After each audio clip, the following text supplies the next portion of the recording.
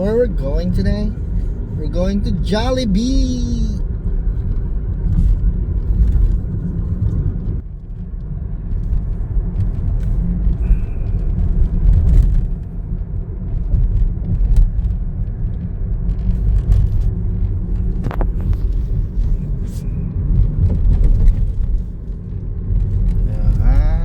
Oh, yan, driver ko yan.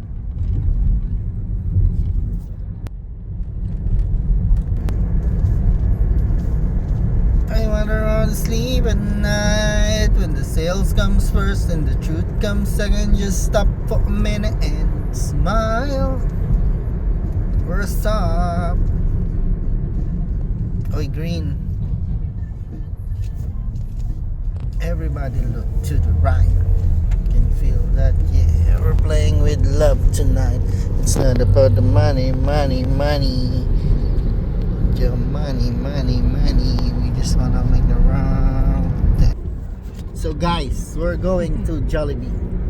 And I have a good driver right here. So, usap muna tayo. We started here in California without nothing, man. Zero. No work, no income. But we are grateful we have Tita who helped us for the first few months until we found our own apartment, and Jem found a job. And swerte lang kasi we became USRNs. Pero yung first year namin while we are adjusting, naku, napakahirap. Stress is real. Lalo na we have our baby boy Cyram. He started schooling. Wala kaming income. Lahat ng savings namin from Saudi, from UK, all labas lang ng labas. Wala kaming income. Pero luckily we are USRN, so si Jem pala muna na una. She passed USRN and then she found a job here. And then ako dito na ako nag-review, dito na rin ako nagkuha ng exam at pinalad, so nakapasa. Kaya ngayon we're driving going to Jollibee. Yeah, okay. Stop. Ay na. Pagda-drive ni Jem kasi alam mo na. No. Kailangan pa rin siyang turuan. Pero konti lang. Jem na.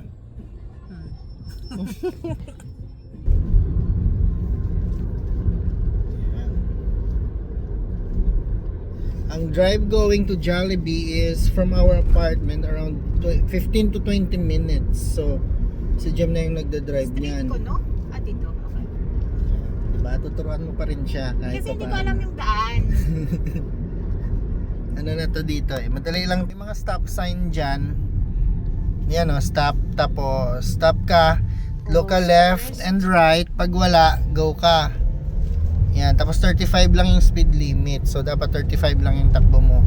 Pag sumobra ka dyan and may police, magkakaticket ka. So gastos yon. Yan, we'll show you the driving skills here in California. May stop na naman, may stop sign. Walang traffic light, pero may stop. So in all three corners may stop yan. Mag-stop siya, mag-stop siya. Pag wala, go ka. Kung sino una nag-stop, siya rin ang unang mag-go. So tingnan natin mamaya kung may kasabayan si Jem. Yan, may stop sign na naman dito. Kaya alam nyo dito sa California, super safe yan dito kasi ayan o, stop na naman o. Ayan o, stop. Ayan, may kasabayan. Nauna nag-stop yung isa, so mauuna yon. Mauna yon. Ay hindi, ayan, nauna siya, tapos si Jem mag-go na rin. Yan. Tapos ayan, pag may stoplight, syempre green is go, red is stop. So green kami, kaya green si Jem Grass. Yan. Kung punta ka ng freeway, doon papuntang freeway. Yan, doon sa taas yung freeway yan. Kung gusto mong kung nagmamadali ka. Pero kung di ka naman nagmamadali, dito ka lang sa side street. Ang tawag is side street. Yan, dito lang yan. Yan, sa taas freeway yan. Ang speed dyan is 60 and above. Dito sa baba, 35 to 50. Ayan, may stop sign na naman. Kita nyo, stop sign? Yan. So, stop yung nasa harap and then wala siyang kalaban, go. Si Jem mag-stop rin. Yan, full stop yan. Tapos wala. Oh, go si Jem. Yan. Lang mag-drive dito sa California. Kaya yan, California driver. Yan. Pero sa Pinas, wala na yan. Tumba yan. Kamote driver. Yan. So, diretso lang. Mapupunta ka na naman dito sa crossing. So, may stoplight. Green tayo. So, green yan. Go. Yan. Kaya pala dito sa mga side, pwede ka mag-park. Pero may allowable time lang yan. Minsan, up to 4 hours. Ganon, 3 hours. Pero meron mga no parking. Katulad yan, bawal ka dyan mag-park. Pag nahuli ka ng police, ticket yon. Yan, tingnan yung mga bahay. Oh, kaganda oh. Yan, mahal yan. Hindi pa namin kaya.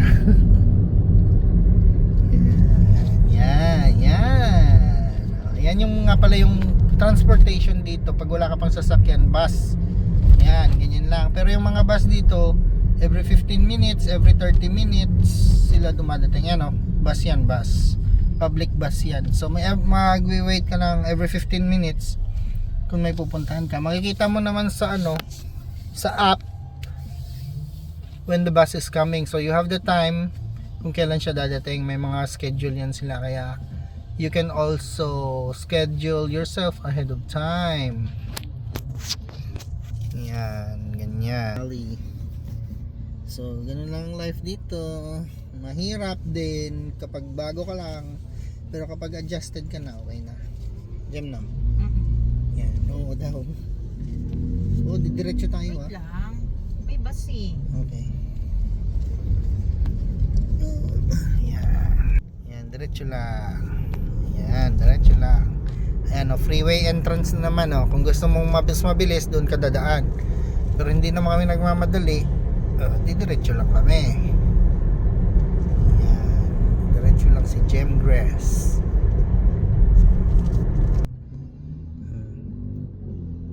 We're on a stop sign. Kaya yan, sa mga amon nga mga nephew and nieces nga nag-aaral, you have to study hard, work hard, pass the board exam, get some experience, and come here in California. Si Jem bahala. Bahala. Basta mag-aaral lang kayo mabuti. Study hard for your future. Kasi pag dyan lang sa Pinas, wala talaga. I've worked there. My first salary before on my job was only 5,000 to 7,000 1 month. Man, can't live with that. Kasi kung nag-apartment ka pa, ikaw lang mag-isa, mahirap. Paano pag may family ka? So you really need to work hard if you want your future to be good and successful. Ngayon, tag-isa kaming sasakyan ni Jem, kaya pili lang yung anak namin kung saan siya sasakay. Maswerte. Kami dati kamang para makagraduate. Buti na lang may mga help kami, kaya we are also helping our niece and nephews to study. So nasa sa kanila na yon kung mag-aaral sila o hindi. Tama ba, Jem? Yan. Go. Yan California yan, diba? Nang daan dito, hindi katulad sa Pinas na sikip. Oh my gosh. Jem. Mama, ga-drive na ko. Drive na ko, ma. Kung saan nag-38. 38 na. Pero ga-drive na ko, ma. Cyril, kasakay-sakay na lang, ma. Kaya kung natamad mag-drive ako, ginapa-drive niya. Bye-bye. Bye-bye. Sige na mo, concentrate ako sa drive mo.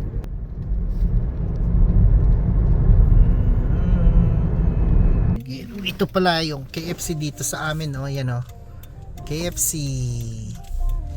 Yan. Dito kami pupunta sa Jollibee. Dito kami sa right. Yan. Diba? This is the city of Carson, California. Maraming Pinoy dito. Sa next stoplight tayo ata, Lilico. Next. Stop muna sa red.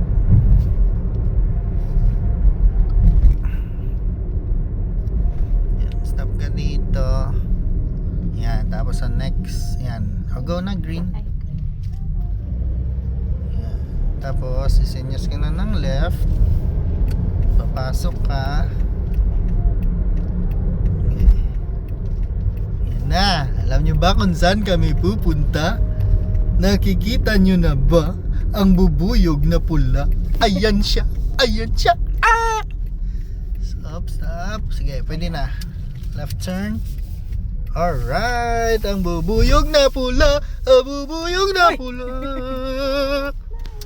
Yan, tingnan natin ngayon. Ito pala yung Seafood City, oh. Yan, diyan kami nag-grocery. Yan, tapos magpa-park si Jem. Tingnan natin ang parking niya. Saan ka magpa-park, Jem? Ano pa akong gawa? Diretsuhan na lang. Diretsuhan na. Oo. Tsakto man, ah. Tsakto man. Sulod! Ha? Sulod na si mo? Tingnan natin kung sunod.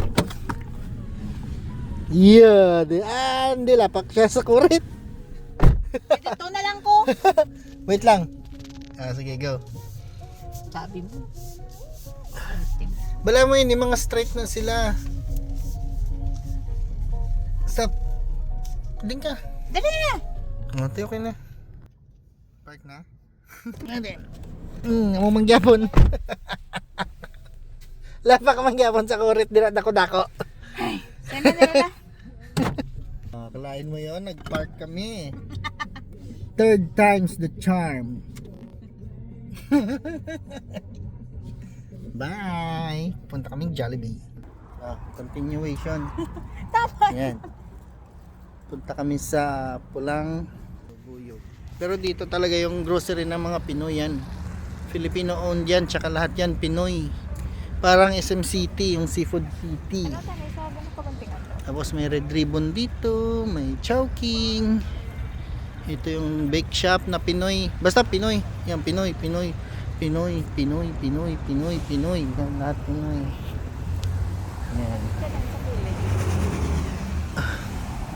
Yan. Yan na.